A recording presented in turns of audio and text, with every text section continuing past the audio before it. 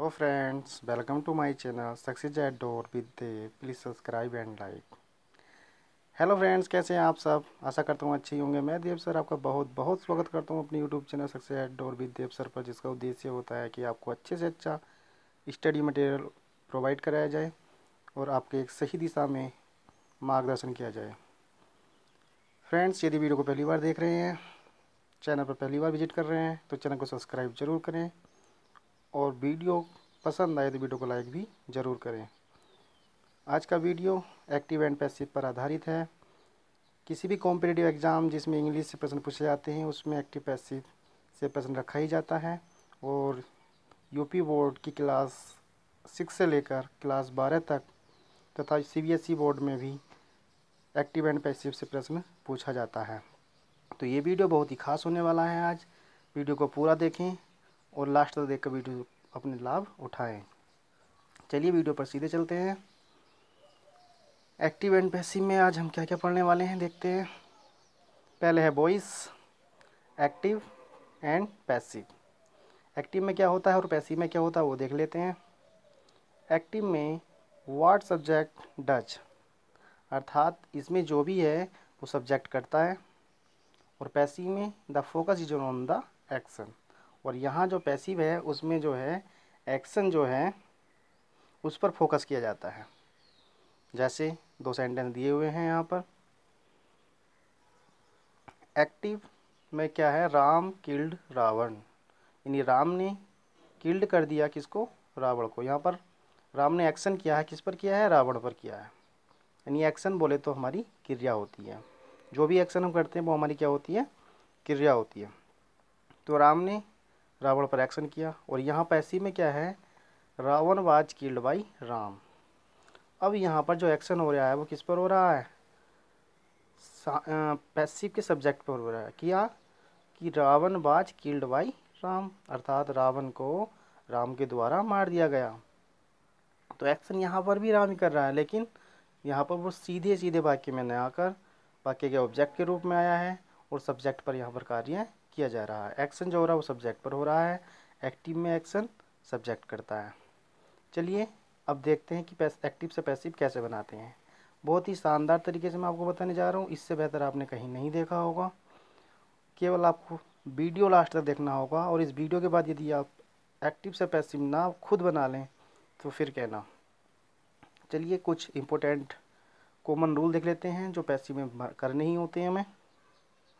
पहला है bring the subject first, अर्थात इसका मतलब है कि सबसे पहले जो आप एक्टिव से पैसिव बनाने के लिए करेंगे वो हमारे ऑब्जेक्ट को पहले लेकर आएंगे। देखिए आपको दिखाई भी दे रहा होगा, ये जो हिम है इसको उठाकर हम कहाँ ले गए हैं, शुरू में ले गए हैं।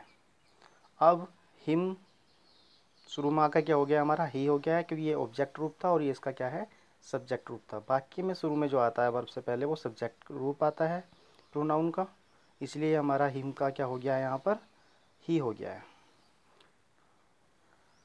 फिर नंबर रूल देख लेते हैं दूसरा, चूज करेक्ट बी वर्ब। उसके बाद हमें बी की सही वर्ब चुननी होती है, उसको चूज करना होता है। बी की सही वर्ब का मतलब क्या होगा वो मैं आपको वीडियो में आगे बताऊंगा। फिलहाल याद रखिए, सबसे पहले सब्जेक्ट लेकर आएंगे शुरू में अपना।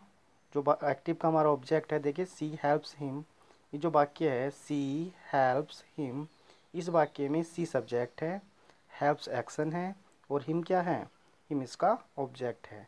तो जब हम इसका पैसिव बनाएंगे तो हम इस हिम को पैसिव के शुरू में ले आएंगे। तो हिम का पैसिव में जो सब्जेक्ट हुआ वो हमारा ही हो जाएगा, एक्शन हमारा बीच में है और जो ही सी है उसको हमने लास्ट में लिख दिया। इसमें और हमें क्या करना है, देखिए चेंज वर्ब इनटू पार्टिसिपल।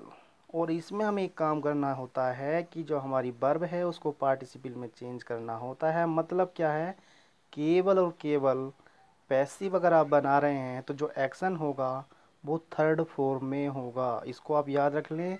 क्या कि आप ऑब्जेक्ट को सब्जेक्ट बनाएंगे, नंबर 2 पे आप क्या करेंगे, सही बी की फॉर्म का प्रयोग करेंगे और उसके बाद आप क्या करेंगे, वर्ब की केवल थर्ड फॉर्म का प्रयोग करेंगे। और उसके बाद क्या है, एडेड बाई लिखेंगे और उसके बाद अपने सब्जेक्ट को ऑब्जेक्ट के रूप में लिख देंगे। यही हमने किया है। देखिए सबसे पहले हमने किया ये सी हैव्स हिम था, हिम का सब्जेक्ट बना दिया, वाक्य के शुरू में ले आए, ही कर दिया। उसके बाद हेल्प्स हमने सही क्या किया, वर्ब किया, बी की फॉर्म जो इन्होंने बताई थी नंबर 2 पे, बी की सही फॉर्म लेकर आए यानी इज। वो मैं बताऊंगा क्या कब ईज आता है, कब क्या आता है, वो सभी मैं आपको बताने वाला हूँ अभी आगे चल के। केवल आप वीडियो को देखते रहें शांति के साथ।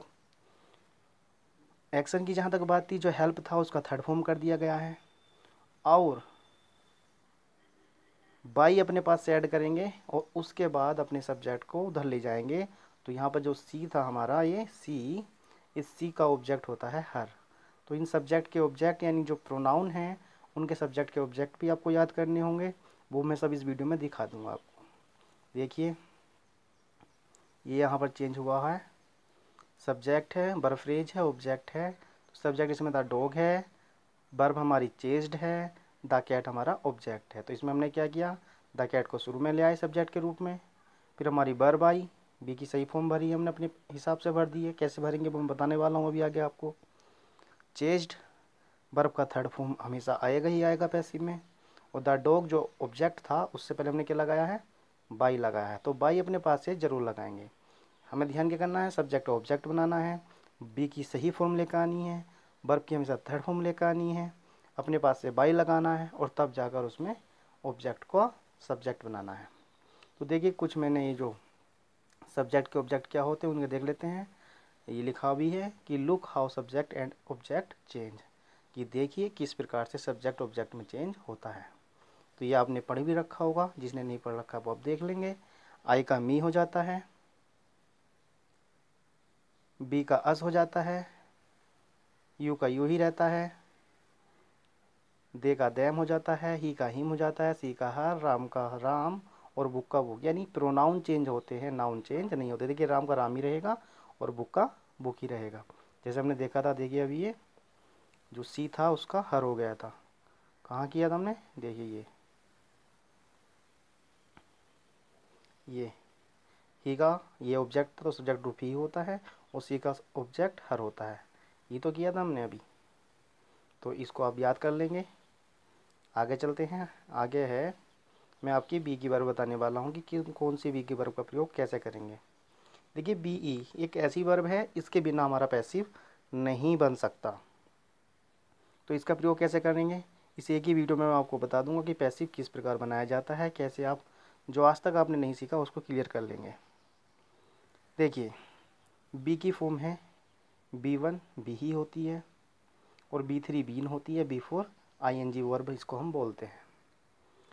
अब इस बी की B1 हमारी इजेमार भी होती हैं, और B2 इसकी बाजबर होती है। मतलब क्या है, प्रेजेंट में इजेमार इस बी की फॉर्म होती है और पास्ट में बाजबर होती है। तो हमें एक्टिव में क्या दिखाई दे कि हम उसका क्या करते हैं पैसिव में, वो देखते हैं। बी की फॉर्म का ही झमेला देखते हैं। बिना बी की फॉर्म के पैसिव नहीं बन सकता, इसको आप याद रखेंगे। देखिए यदि एक्टिव में आपको डू या B1 दिखाई दे, यानी या तो डू दिखाई दे या वर्ब की फर्स्ट फॉर्म दिखाई दे, तो उसका आप इज एम आर कर देंगे। समझ में आया, ये तो आपको डू दिखाई दे या फिर B1 दिखाई दे तो उसका आप क्या कर देंगे, इज एम आर कर देंगे। फिर क्या है, यदि आपको सेकंड फॉर्म दिखाई दे या डिड दिखाई दे, क्योंकि डिड भी क्या है हमारी सेकंड फॉर्म है, तो उसका आप क्या कर देंगे, बाजबर कर देंगे। देखिए यही है, बी की फॉर्म अगर फर्स्ट फॉर्म है तो आप उसका इज एम आर कर देंगे, और सेकंड फॉर्म है तो आप उसका क्या कर देंगे, बाज या बर कर देंगे। और आगे देखेंगे, यदि इज एम आर बाजबर पहले से ही हैं, यदि आपके एक्टिव सेंटेंस में इज एम आर बाजबर पहले से ही हैं, तो हम क्या करेंगे उसके लिए इज एम आर बाजबर को हम नहीं बदलते हैं। उनके ठीक बाद हम क्या लगा देते हैं, ING लगा देते हैं। उनके ठीक बाद हम क्या लगा देते हैं, ING लगा देते हैं। यानी ING किसके बाद लगाते हैं, ये बी की फॉर्म के बाद। अर्थात ये देखिए बी की फॉर्म क्या है, बी में ING लगा दिया हमने। ING फॉर्म कौन सी है, बीइंग, ING लगा देते हैं। तो समझ गए, इज एम आर बाज अगर आपको दिखाई दे रहा है तो कौन सी वर्ब आएगी, इनके बाद हम बीइंग लिख देते हैं। क्या लिख देते हैं, बीइंग, बीइंग। बी में ING लगा देते हैं, बीइंग लिख देते हैं। और यदि आपकी थर्ड फॉर्म दिखाई दे आपको, यानी हैज हैव हैड दिखाई दे, तो हैज हैड के बाद में क्या आएगा, केवल और केवल वर्ब की थर्ड फॉर्म यानी कि बीन लगाएंगे। यानी हैज हैव हैड आपको दिखाई दे रहा है तो इनके बाद आप बीन लगा देंगे। इज एम आर बाज वर्ब दिखाई दे रहा है तो इनके आगे आपके लगा देंगे बीइंग लगा देंगे। ठीक है, चलिए यदि आपने इतना कर लिया है तो अब देखते हैं बाकी किस प्रकार बनाते हैं। एक्टिव वॉइस में ये है मेलोडी राइट्स द आर्टिकल्स। इसमें कोई सहायक क्रिया नहीं है ना तो इज एम आर है, ना बाजबर है, ना हैज हैव हैड है। तो हम क्या करेंगे, वर्ब पहचानेंगे। वर्ब हमारी कौन सी है, फर्स्ट फॉर्म है। यदि वर्ब हमारी फर्स्ट फॉर्म है तो चेंज क्या करना है, हमें देखना है। मैंने बताया था यदि वर्ब की हमारी फर्स्ट फॉर्म है तो हम इज एम आर लगा देंगे। लगाते हैं। सबसे पहले अपना ऑब्जेक्ट लेकर आएंगे शुरू में। देखो द आर्टिकल हम उठा कर ये ले आए। उसके बाद क्या करेंगे, हमारा वर्ब की सही फॉर्म लिखनी है हमें। तो आर्टिकल एक है तो इसके साथ लगा देंगे हम बी की फॉर्म इज लगा देंगे, ये हमने कर दिया। उसके बाद मेन वर्ब की बात आई तो मेन वर्ब क्या हमारी राइट है। और राइट का मैंने बताया हमेशा कोई सी भी वर्ब हो उसका थर्ड फॉर्म का यूज हम करेंगे, अर्थात हमारे यहाँ पे क्या आ जाएगा, रिटर्न। सब्जेक्ट हो गया, सहायक क्रिया हो गई, मुख्य क्रिया हो गई। अब उसके बाद हमने बताया अपने पास से बाई का प्रयोग करते हैं और उसके बाद अपने ऑब्जेक्ट का नंबर आता है हमारा। जो ऑब्जेक्ट क्या होता है, वाक्य का सब्जेक्ट को ऑब्जेक्ट बना देते हैं और इस तरह हमारा पैसिव बन के तैयार हो जाता है। चलिए आगे देखते हैं। How to form passive voice, यही इसमें करना है। Someone cleans the street every day. तो हमने क्या करना है, अपना ऑब्जेक्ट लेकर आना है। द स्ट्रीट हम शुरू में ले आए। क्लीन्स वर्ब की फर्स्ट फॉर्म है तो उसमें हम EJMR से यूज कर लेंगे क्योंकि स्ट्रीट्स बहुत सारी हैं तो उसमें हम क्या लगा देंगे, आर लगा देंगे। आर हमने लगा दिया है। उसके बाद वर्ब जो क्लीन था उसका थर्ड फॉर्म यूज करेंगे और वर्ब क्या है हमारी, क्लीन का थर्ड फॉर्म क्लीन्ड हम कर देंगे। उसके बाद हमारा एवरीडे। बस ये कि याद रखेंगे कि जो समवन है, एनीवन है, नो वन है, इनको हम लास्ट में नहीं लिखते हैं, ये आप ध्यान में रखेंगे। इसमें हम बाय के बाद और कुछ नहीं लगाएंगे। अगला सेंटेंस देख लेते हैं। कोलंबस डिस्कवर्ड अमेरिका इन 1492 में। तो ऑब्जेक्ट हमारा अमेरिका है तो उसको लिख लेंगे। डिस्कवर्ड सेकंड फॉर्म है तो अभी बताया था पीछे, यदि सेकंड फॉर्म फर्स्ट फॉर्म है तो EJMR लगाएंगे और सेकंड फॉर्म है तो बाजबल लगाएंगे। तो हमने क्या लगाना है, बाज लगा दिया है। उसके बाद डिस्कवर का थर्ड फॉर्म डिस्कवर्ड ही होता है तो वही लिख दिया। फिर हमने क्या लिखाया, फिर हमने लगाया है बाई और उसके बाद सब्जेक्ट का ऑब्जेक्ट यानी कोलंबस इधर ले आएंगे और 1442 हमारा पहले से था। आशा करता हूँ समझ में आ गया होगा। आगे चलते हैं। तो ये सेंटेंस है, जैसे I make a cake active है तो इसका पैसिव क्या होगा, सब्जेक्ट इधर लेकर आएंगे, एक एक ईच। ईच क्यों लगाया, क्योंकि वर्ब की फर्स्ट फॉर्म थी, मेक फर्स्ट फॉर्म है ना। उसके बाद वर्ब की थर्ड फॉर्म लगा देंगे हम, मेड। तो एक एक इज मेड। चाहो तो इसमें हम बाई मी भी लगा सकते हैं, बाई लगाकर। इसके बाद हम क्या लगा दें, हम लगा देंगे बाई और आई का ऑब्जेक्ट लगा देंगे मी। आई का ऑब्जेक्ट क्या लगा देंगे, मी। अगर नहीं भी लगाएंगे तो भी हमारा यहाँ पर चल जाएगा। I am making a cake, तो फिर से वही बात हो गई, ए केक। अब हमने बताया यदि EJMR पहले से हो तो उनके बाद हम बीइंग जोड़ देते हैं, यानी ING वाला लगा देते हैं। तो देखिए बी में ING लगाते बीइंग हो गया और मेकिंग जो वर्ब थी हमारी उसकी थर्ड फॉर्म हमने क्या कर दिया, मेड कर दिया। तो इस तरह से हमारा वाक्य बन के तैयार हो गया। समझ में आया होगा। आगे देखते हैं। ये है made a cake, I made a cake. Made second form है तो बताइए EJMR बाज वर्ब में से क्या लगाएंगे, क्योंकि मैंने बताया अगर B1 है तो EJMR लगाएंगे और B2 है तो बाज वर्ब लगाएंगे। तो यहाँ पर मेड हमारा B2 है इसलिए हम क्या लगा देंगे, यहाँ पर हमें लगाना होगा बाज या बर में से। तो आई के साथ बाज, सॉरी एक एक है तो बाज ही आएगा। तो यहाँ पर हो गया एक एक बाज मेड। सभी में हम बाई मी लगा सकते हैं, इससे आप कोई टेंशन ना लें, केवल वर्ब पर ध्यान दें क्योंकि मैं अभी वर्ब भी करा रहा हूँ आपको। आगे देखा हमने I was making a cake, तो फिर से एक एक शुरू में ले आएंगे। बाज ईजेएमआर बाज वर्ब अगर होता है तो उनको नहीं हटाते, उनके बाद बस क्या जोड़ देते हैं, आईएनजी वर्ब जोड़ देते हैं, अर्थात बीइंग जोड़ देते हैं। मैंने बताया बिना बी की फॉर्म के आपका वाक्य नहीं बनेगा। अगर बी की फॉर्म नहीं है तो भी लगा देंगे, अगर है तो भी अपने पास से लगाना ज़रूर पड़ेगा। बिना अपने पास से अगर हम बी की फॉर्म नहीं लगाएंगे तो हमारा पैसिव नहीं बनेगा, इस बात को आप स्पष्ट कर लें। आगे चलते हैं। I have made a cake. देखिए हैव वाला वाक्य आ गया और हमने बताया था हैव, हैज, हैड, इनके बाद हम क्या लगा देते हैं, बी की वर्ब तो लगानी जरूर है हमें। देखिए चेंज करते हैं, एक एक हम ले आए, ठीक है। अब हमने क्या करना है, एक एक के अनुसार हैज भी आ गया।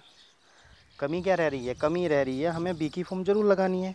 और बी की फॉर्म क्या लगाएं, हमने बताया हैज हैव हैड के बाद थर्ड फॉर्म होती है, तो अपनी बी की भी थर्ड फॉर्म हम यहाँ पर ले आएंगे। और बी की थर्ड फॉर्म क्या होती है, बीन होती है, तो हमने बीन लगा दिया। बस आपको ये याद रखना है कि यहाँ पर ये बीन लगाया था हमने, बीन लगाया है, बीन लगाया है, बी लगाया, बिना बी की फॉर्म के पैसिव नहीं बनेगा। आप देख लेना कहीं भी हो, आई एम था तो ये हम पास से क्या लगाया, बीइंग लगाया, इज अपने पास से लगाया, यहाँ पर बाज अपने पास से लगाया। जब तक अपने पास से, अगर सेंटेंस में है फिर भी अपने पास से लगाना होगा, और नहीं है तो लगाना ही लगाना है। तो इस बात को ध्यान रखेंगे। और लगाना किस हिसाब से वो मैं बता चुका हूँ, ये वर्ब का हमारा टेबल था। यदि B1 है तो हम लगाएंगे ईजेएमआर, B2 है तो हम लगाएंगे बाज वर्ब, यदि B3 है, अगर B3 है एक्टिव में तो हम लगाएंगे बीन।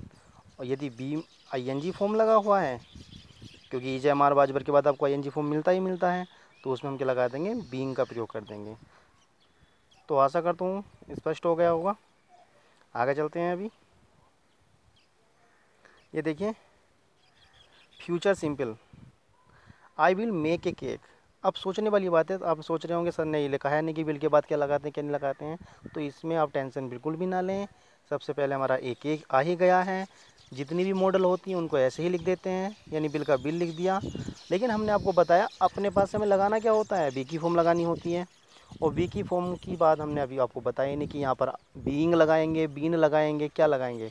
देखिए नॉर्मल सी बात है, बिल के साथ इज एम आर तो आ नहीं सकता, ना बाज वर्ब आ सकता है, तो अब लगाएं क्या, हमको पता है जितनी भी मॉडल होती हैं उनके साथ केवल और केवल बी की फर्स्ट फॉर्म आती है। और बी की फर्स्ट फॉर्म क्या है, ज़रा एक बार देख लेते हैं। ये देखिए बी की फर्स्ट फॉर्म बी ही होती है, इसीलिए हमने क्या किया, हमने किया है जितने भी मॉडल हैं यानी बिल के साथ अपनी क्या लगा दी है, बी लगा दी है। ये देखिए ग्रीन में जितनी है मॉडल हमारी बी की फॉर्म लगी हुई है, जितने भी ग्रीन अक्षर हैं, ये वर्ड जितने ग्रीन में बने हुए हैं सारी क्या है, ये हमने अपने पास से लगाई है ना, तो बिल के साथ बी लगा देंगे और मेड हमारा थर्ड फॉर्म हो ही जाएगा। तो समझ में आ रहा होगा। आगे देखते हैं, I am going to make, इसको छोड़ देते हैं, छोड़िए छोड़िए छोड़िए, इसको देख लेते हैं, I must make a cake. तो एक एक मस्ट ये भी मॉडल है, उसके बाद में क्या लगा दिया हमने, फिर से देखिए बी लगा दिया और made. I should have made a cake, तो हैव वाली देखिए शुड पे ध्यान नहीं देंगे, अपने हैव पे ध्यान देंगे।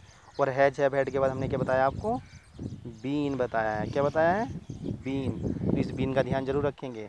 तो वर्ब याद हो गई होंगी, यदि B1 और डू आपको दिखाई दे तो ईजेएमआर लगा देंगे, B2 या डिड दिखाई दे तो उसके लिए बाज वर्ब लगा देंगे। और यदि ईजेएमआर बाज वर्ब पहले से ही हैं तो हम क्या लगाएंगे, हमें पता है बी की आईएनजी वाली फॉर्म लगा देंगे, यानी बीइंग लगा देंगे। और हैज हैव हैड अगर वाक्य में है तो हैज हैव हैड को तो लिखते ही लिखते हैं, उसके साथ हम क्या लगा देते हैं, अपनी बी की थर्ड फॉर्म यानी बीन लगा देते हैं। तो क्लियर हो गया होगा।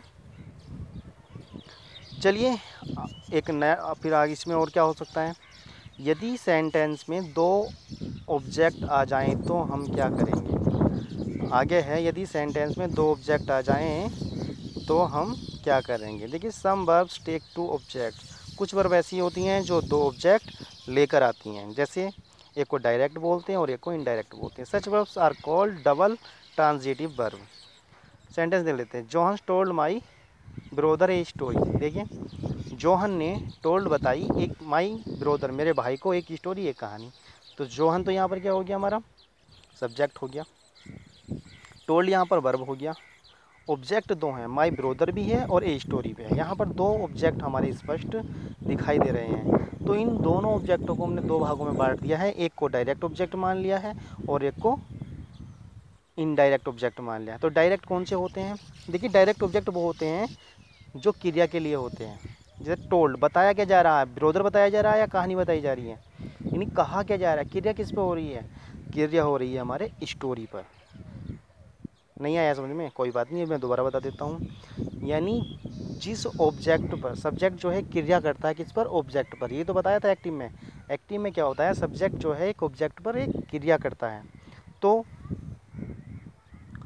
ये जो क्रिया है ये हो किस पे रही है, जोहन टोल्ड, जोहन ने बताई या सुनाई, माई ब्रोदर मेरे भाई को, ए स्टोरी एक कहानी। तो बताई क्या जा रही है, जो जोहन काम कर रहा है वो बताने का, वो क्या कर रहा है, एक कहानी कर रहा है, भाई कर रहा है। तो कार्य तो इसमें भैया कहानी सुनाई जा रही है। सुनाना किसको है, भाई को। लेकिन सुनाया क्या जा रहा है, क्रिया किसकी हो रही है, बोलने की क्रिया। और बोली क्या जा रही है, कहानी बोली जा रही है।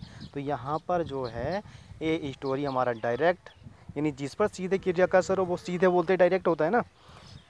और जिसके थ्रू वो कहानी, जिसको कहानी सुनाई जा रही है वो हमारा क्या हो गया, इनडायरेक्ट हो गया। सीधा जो होगा वो हमारी स्टोरी होगी जिस पर हमारा एक्शन हो रहा होगा। तो ऐसे में हम क्या करते हैं, याद रखेंगे, हालांकि हम दोनों डायरेक्ट ऑब्जेक्ट भी जा सकता है अब शुरू में और इनडायरेक्ट भी जा सकता है, लेकिन ऐसी कंडीशन में आपको याद रखना होगा, ज़्यादा जो बेटर रहेगा वो रहेगा हमारा, हम इनडायरेक्ट ऑब्जेक्ट को उठाकर शुरू में ले जाते हैं। इनडायरेक्ट मतलब यदि कोई व्यक्ति से संबंधित ऑब्जेक्ट है तो उसको सबसे शुरू में हम ले जाएंगे। देखिए, जैसे ब्रोदर है तो माई ब्रोदर को हम शुरू में ले आए। टोल्ड सेकंड फॉर्म है तो क्या लगाते हैं, सेकंड फॉर्म के लिए भी बताया, या तो डेट दिखाई दे जाए या सेकंड फॉर्म दिखाई दे जाए, तो उसके लिए आता है हमारा बाज या बर, और भाई अकेले हैं तो बाज लगा दिया। टोल्ड का थर्ड फॉर्म टोल्ड ही होता है। ए स्टोरी और लेडी पहले से लिखा हो तो वो हमने सेम वहीं छोड़ दिया, ए स्टोरी को हमने कोई भी चेंज नहीं किया है। और उसके बाद हमारा क्या है, सब्जेक्ट पहुँचना है उधर, और वो पहुँचा किसके बाद, बाई के बाद। तो देखिए भाई ये हमारा माई ब्रोदर बाज told a story by Johan. और देख लेते हैं वर्ब विद टू ऑब्जेक्ट कौन कौन सी होती हैं। Bring, give, ask, pay, sell, offer, owe, show, tell, send, lend, leave, promise, take, teach, throw और राइट। ये ऐसी वर्ब हैं जो हमेशा क्या होती हैं, दो ऑब्जेक्ट्स लेकर आती हैं। लेकिन दो ऑब्जेक्ट का फंडा हमने आपको बता दिया है। यदि दो ऑब्जेक्ट आपको दिखाई देंगे तो आपको करना क्या होगा, सीधे सीधे जो व्यक्ति को संदर्भित कर रहा है, जो व्यक्ति के लिए आया है, उस सब्जेक्ट को उठाकर आप शुरू में ले जाएंगे, नहीं तो आपको परेशानी पड़ेगी। वो परेशानी क्या पड़ेगी, हालांकि मैं दोनों टाइप से बता रहा हूँ कि कैसे कैसे बनेगा। देखिए, they gave Sushan A price. अब इसका हम पैसिव बनाते हैं। देखिए, दे सब्जेक्ट है, गेव वर्ब है सेकंड फॉर्म है, सुशान ऑब्जेक्ट है और हमारा प्राइज भी ऑब्जेक्ट है। करेंगे क्या भाई, सुशान, एक बार क्यों सुशान ले गए हम आगे, सुशान गेव सेकंड फॉर्म है तो क्या लगाएंगे, बाज या बर, बाज लगा देंगे सुशान के लिए। वर्ब की थर्ड फॉर्म गेव का सेकंड थर्ड फॉर्म क्या होगा, गिवन, उसको लिख देंगे। और लास्ट में हमारा क्या आ जाएगा, ए प्राइज। और बाई देम हम लिख सकते भी हैं, नहीं भी लिख सकते, वो हमारी मर्जी होती है। अगर हम इस सुशान को शुरू में ना लेकर जाकर ए प्राइज को लेकर आए, जो ग्रीन से लिखा हुआ है, तो ए प्राइज अगर हम शुरू में लेके हैं तो बात तो वही रहना, वर्ब भी वही रहनी है। बस याद रखेंगे जो एजेंट है यहाँ पर, जो एक व्यक्ति जो हम उठा कर पहले ले गए थे अब नहीं लेके जा रहे हैं, हम इस प्राइज को लेकर आ गए हैं, तो किसी व्यक्ति को एड्रेस करने के लिए आप टू का प्रयोग करना पड़ेगा, जो हम एग्ज़ाम टाइम पर भूल भी सकते हैं। और ये हमारी गलती अगर हो गई है तो हमें इस पर कोई भी नंबर नहीं मिलेगा। तो देखिए, इसमें टू अलग से सोचना पड़ रहा है ना, एग्ज़ाम टाइम पे याद आ भी सकती है इसकी, और एग्ज़ाम टाइम पे इसकी याद नहीं भी आ सकती है। तो इस झमेले से बचने के लिए मैं आपको सलाह दूंगा कि आप केवल और केवल जो व्यक्ति से संबंधित ऑब्जेक्ट होगा उसको उठाकर आप ले जाएंगे। तो इसलिए देखिए, यहाँ पर सुशान बाज गिवन ए प्राइज, तो क्या यहाँ पर टू ए प्राइज लगाना पड़ा था, हमें नहीं पड़ा था ना, क्योंकि हम ये किसके लिए आता है, एक एड्रेस करने वाले व्यक्ति को आता है, जिसको हम संबोधित कर रहे हैं, जिसकी बात कर रहे हैं। तो याद रखेंगे यदि व्यक्ति को उठाकर हम नहीं ले जाएंगे तो व्यक्ति से पहले हमें क्या लगाना पड़ेगा, 2 लगाना पड़ेगा, जो भैया एक खतरे की घंटी है हमारे लिए। समझ में आ गया होगा। तो ठीक है फ्रेंड्स, आज का वीडियो में इतना ही था। आशा करता हूँ समझ में आ गया होगा। वीडियो को दोबारा देख सकते हैं। वीडियो को पूरा देखने के लिए बहुत बहुत धन्यवाद। मैं एक बार फिर से आपसे आग्रह करता हूँ, वीडियो पसंद आया हो तो वीडियो को लाइक ज़रूर करें और चैनल को सब्सक्राइब कर लें। ऐसी ही इंटरेस्टिंग वीडियो बार बार आपको देखने को मिलेंगी। चैनल को सब्सक्राइब करने के साथ साथ बेल का आइकन को ऑन करें, ताकि मैं जब भी वीडियो बनाऊँ तभी आपकी पास उसकी नोटिफिकेशन पहुँच जाए। बहुत बहुत धन्यवाद। अपना ध्यान रखें।